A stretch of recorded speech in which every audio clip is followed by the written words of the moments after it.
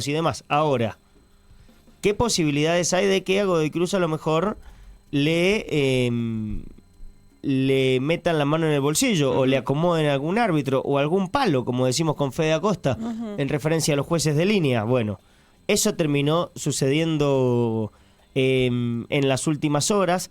VAR Argentino es una cuenta que analiza todas las decisiones arbitrales y traza mejor las líneas que el VAR, de verdad, aunque no lo crean, y mostraba que Santino Andino estaba apenas habilitado.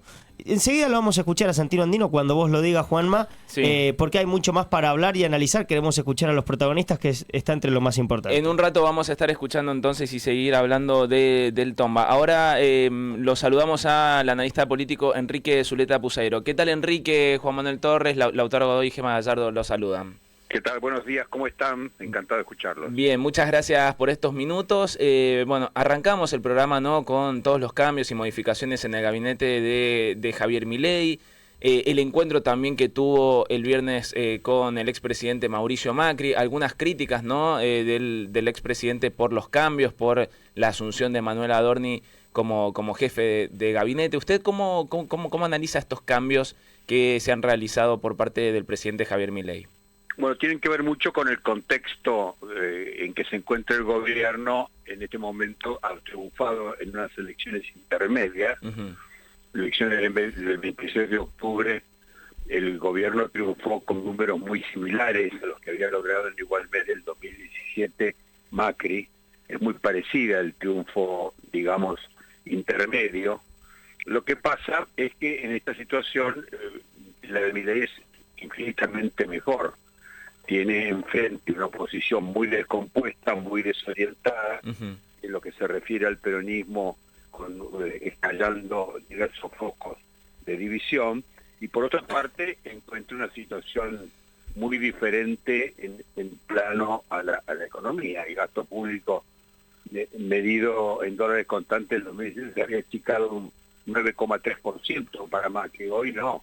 Estamos ante un ajuste del 47%.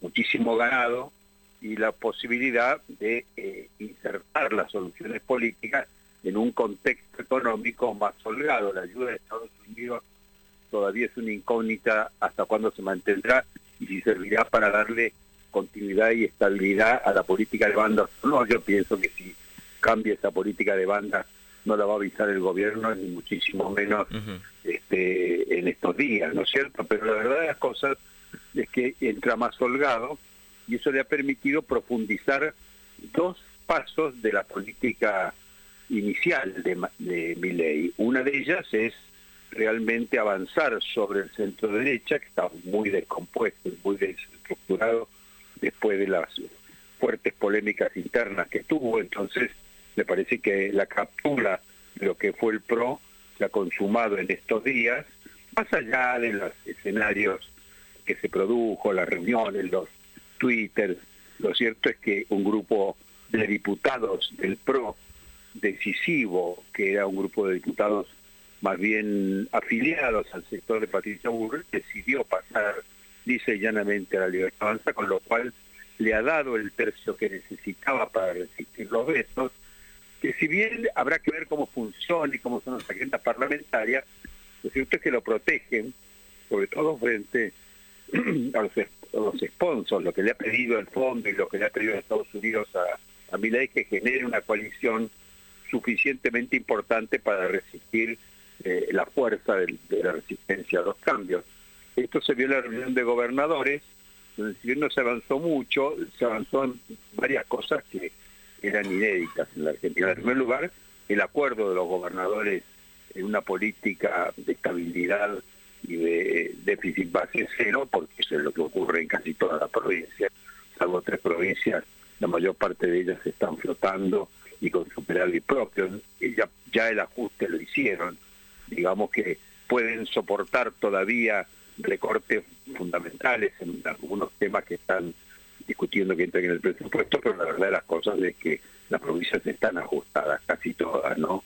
Incluso las más asistidas en otros tiempos. A mí me parece que eso del acuerdo en cuanto a la estabilidad y al presupuesto base cero fue importante. Lo segundo es que la reforma laboral también es el acuerdo de la reforma laboral, más allá que no lo haya en lo que podríamos llamar la reforma sindical, donde los sindicatos siguen resistiendo bastiones muy importantes que no han sido tocados incluso por el proyecto de reforma, y me parece que todos están dispuestos a sentarse a buscar una solución que no existía ni remotamente eso en la época de Macri. O sea que tenemos que pensar un gobierno que está más holgado en lo económico, está más holgado en lo político, que tiene más iniciativa respecto a seguir avanzando sobre el centro derecha y hegemonizar el centro derecha, y eso lo comprobó en una elección donde pudo unir a los votantes. Si no pudo unir a los candidatos, sí lo hizo con los votantes, y de alguna manera ratificar un triunfo muy parecido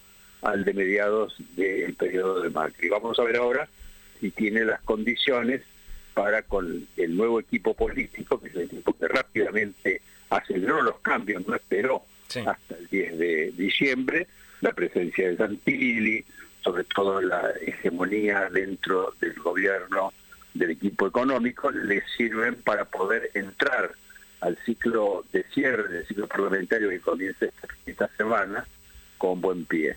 Yo creo que en ese sentido el gobierno tiene hoy una cosa que es fundamental, que es el manejo de la agenda, el control de la agenda, y eso obliga a los adversarios, en primer lugar, a una actitud defensiva, y en segundo lugar a sustanciar divisiones internas, que habrá ajustes de cuenta y que todavía es prematuro decir en qué sentido se van a producir.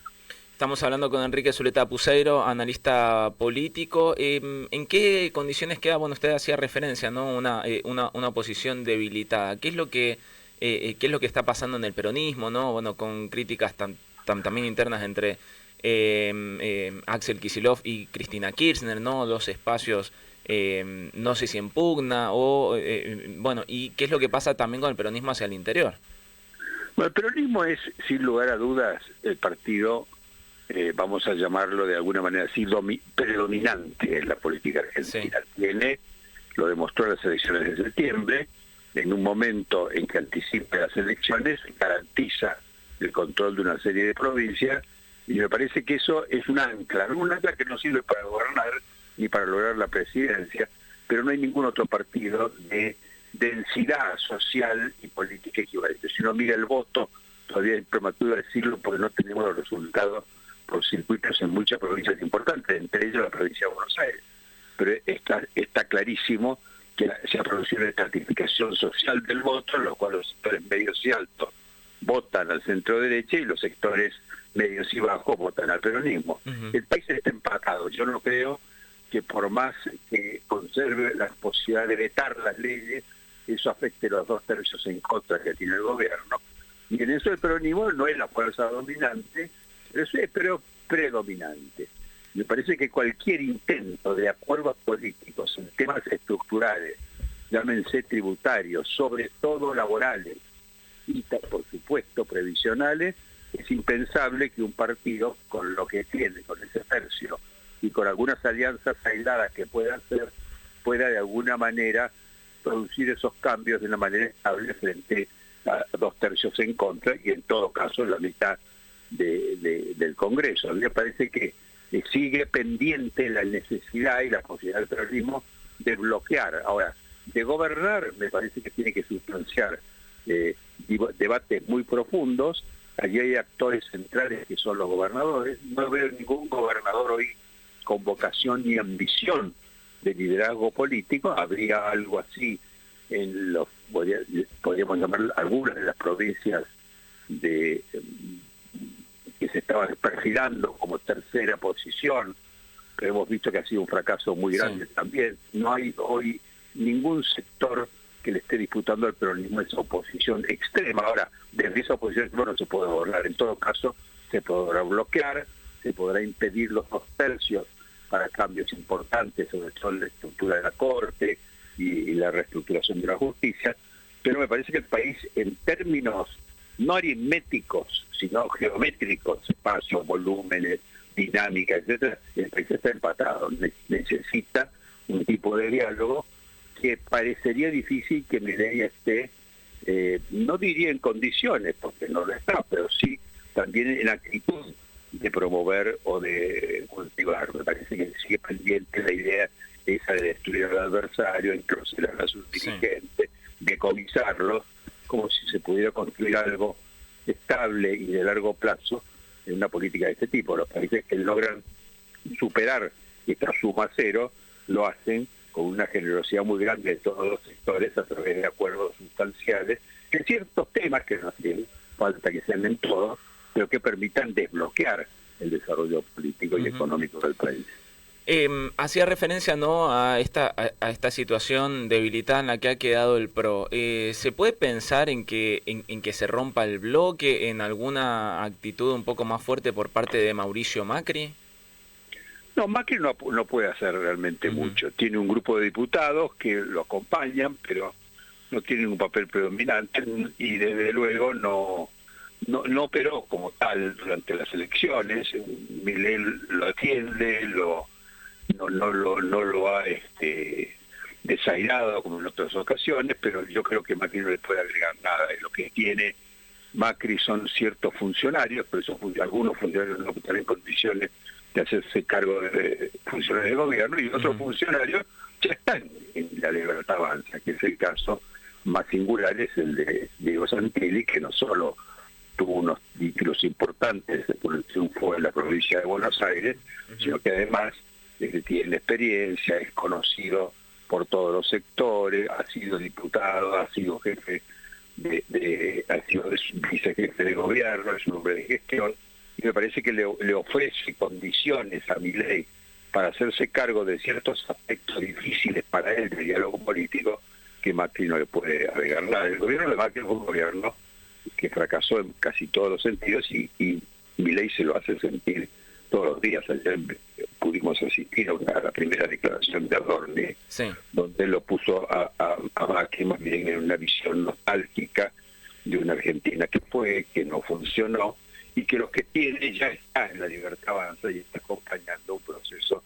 Esto pasa en casi todo el mundo. Hoy los partidos de centro derecha fuertes tratan de fagocitarse al centro liberal, y el centro liberal tiene problemas cada vez mayores para definir una identidad en el medio de todo esto. Enrique, en esta oposición desorientada que usted está analizando, ¿no hay ningún partido chico que usted diga, ojo, que este puede dar la sorpresa en el 2027 como lo hizo Javier Milei hace 2 años? Bueno, Milei no tenía un partido. Milei tenía un consultor, la hermana, y un grupo de WhatsApp que se fue sumando gente. No es un partido político que irrumpe, es un espacio político.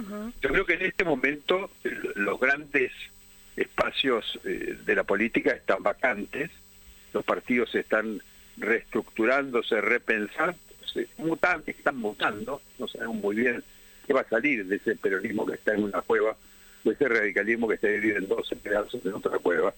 No sabemos qué va a salir, es posible que salga. Yo creo que en el mundo en general los partidos políticos grandes están resignificándose. Habrá un buen tiempo antes de que recuperen el tono vital. Y lo que sí veo yo es muchísimos liderazgos provinciales. Casi todos los gobernadores tienen más del 50% de popularidad, tienen paz social, tienen expectativas de desarrollo en sus provincias. Desde aquí acá a Tierra del Fuego no hay ninguna provincia que no esté en un proceso franco de desarrollo y de optimismo. Eso se vio en las elecciones, los que han adelantado elecciones, y los que no las adelantaron y las juntaron lo demostraron, que fue el caso de Zamora con el 72%. Los gobernadores son dueños del territorio, están en condiciones de negociar, no le deben nada a la nación tiene que respetar la ley de coparticipación y las leyes vigentes. Si cambia la ley, si cambia la constitución es otra cosa. Por el momento, las provincias lo esperan, todas ellas con un futuro muy importante. Desde la Quiaca a Tierra del Fuego usted tiene el litio, la pesca, la minería, el shale gas, el shale oil, el uranio, las tierras raras, la explosión extraordinaria del campo. No hay provincia en la cual la minería no esté despuntando. Ninguna provincia está en este momento en una situación realmente complicada, salvo el caso del Chaco. Algunas provincias artificialmente endeudadas, pero la nación está en condiciones de liberar esas provincias, sobre todo los sistemas previsionales que pesan como un plomo sobre las finanzas provinciales, y eso es porque la reforma tributaria no se puede llevar a cabo, y al no llevar una reforma tributaria no tenemos una reforma laboral, y no tenemos una reforma laboral, tampoco tenemos una reforma previsional. Todo eso está paralizado, el país está paralizado en esa situación, institucionalmente paralizado, con el Congreso que no funciona, la Corte reducida a 3 miembros, y el Poder Ejecutivo centrado en una lucha interna por el poder que esperemos la resuelva, porque las condiciones de superar todo este parate, creo, este empaste general del sistema, son óptimas. Enrique, ha sido muy amable, muchas gracias. Gracias a ustedes. Bien, hablábamos con Enrique Zuleta Puseiro, analista político, que dio un panorama amplio, ¿no? Con respecto a la gestión de Javier Milei, cómo está parado ahora, y lo comparaba con el 2010.